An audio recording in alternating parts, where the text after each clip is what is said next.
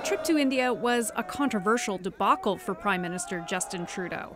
A new report says he and his family were potentially put at risk and puts much of the blame on the RCMP.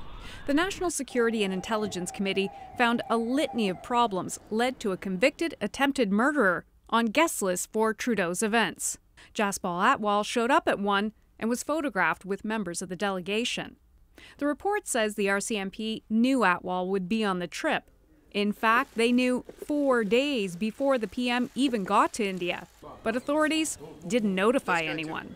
The RCMP had information that Mr. Atwal had a serious criminal record and a history of involvement in violent acts, issues which should have been identified as security risks.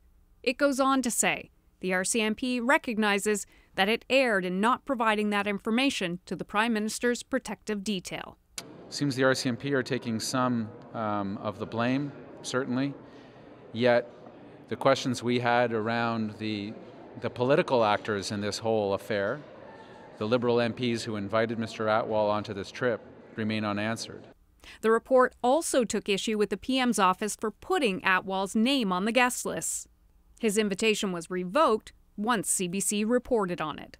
What I said is that there was coordinated efforts to try to misinform. And I said one theory floated by the PM's national security advisor at the time, Daniel Jean, was that Atwal was there because rogue factions of the Indian government orchestrated it to embarrass Trudeau.